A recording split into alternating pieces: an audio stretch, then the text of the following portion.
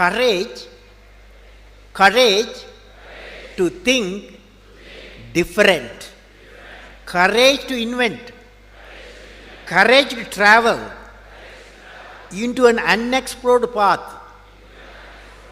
courage to discover the impossible, courage to combat the problems and succeed are the unique qualities of the youth. As a youth of my nation, I will work with courage to achieve success in all the missions.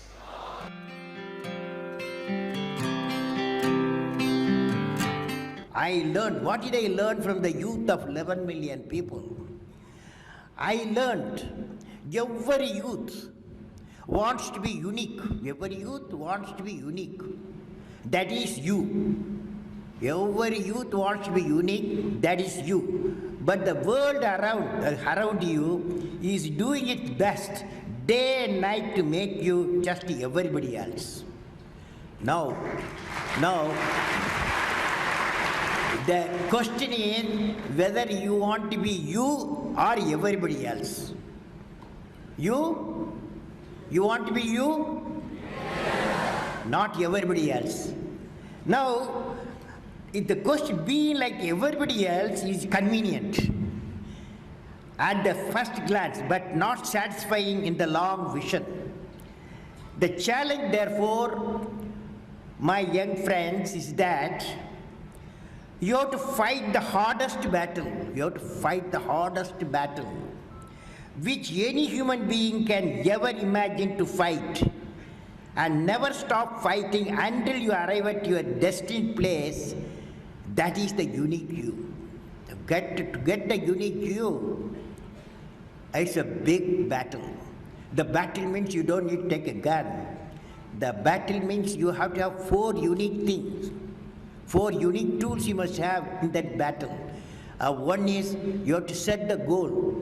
The second one is acquire the knowledge continuously. And third one, it's a hard work with the devotion. And fourth is perseverance.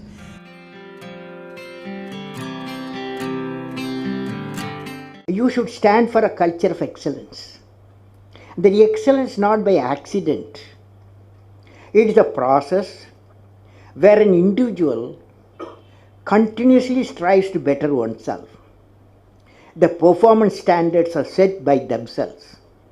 They work on their dreams with focus and are prepared to take calculated risk and do not get deterred by failures as they move towards their dreams. Then they step up their dreams as they tend to reach the original targets. They strive to work to their potential. In the process, they increase their performance, thereby multiplying further their potential. This is an unending life cycle phenomena, culture of excellence. They are not in competition with anyone else but themselves.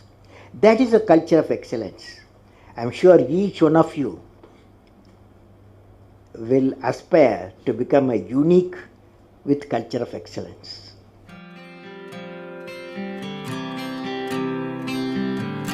Leader must be able to travel into an unexplored path. Normally tendency to travel the well laid out path. But the leader, he takes a path of untraveled path.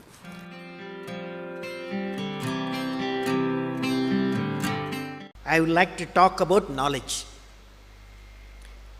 What is this knowledge? Knowledge, what are its components?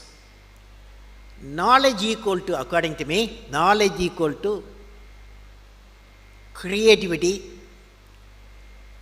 plus righteousness plus courage. Let us define now. Knowledge equal to creativity, righteousness and courage. Now, when you leave this, now the combination of these characteristics what I said, three things, can generate enlightened citizens. When you leave the university campus, education and the learning process, above all the way of life teachers, you are not only what you learn in your syllabus, the way the teachers live, the way teacher teaches, the ways of teachers, all becomes education. So that integrated way is knowledge. Now let me define. I said knowledge equal to creativity plus righteousness plus courage. What is creativity? Now you attempt with me, all of you, when I say, will you say? Learning gives creativity. Creativity leads to thinking. Thinking provides knowledge.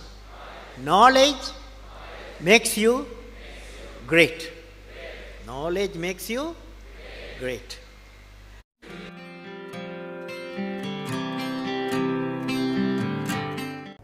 First, friends, I want to leave you with a thought today. What is the one action which will make you great? Every one of you has a page in the history of the world. What is that page? How do you make that page which is going to be referred by the prosperity? There is a need to give a vision to your ambition. What I will be remembered for, what I will be, each one of us has to ask the question, what I will be remembered for. And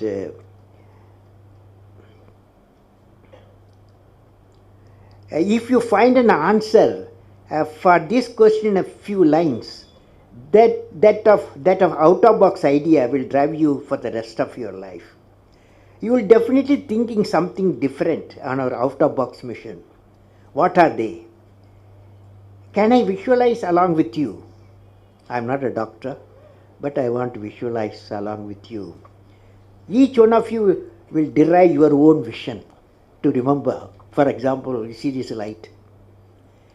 When you see this light, immediately we remember a personality. Even though electricity was discovered, Faraday, long ago, but application was given a person, Thomas Alva Edison. When the light you see Thomas Alva Edison. When the telephone bell rings, you remember Alexander Graham Bell. So, what a lady who got 2 Nobel Prizes, you will remember Madame Curie, because one for discovery of radium, another she treated cancer patient using the radium. For both she got 2 Nobel Prizes. So they are all unique people. So what I will be remembered for, you will be definitely thinking something different. And out-of-box mission today, what are they? You are going to say today, what I will be remembered for.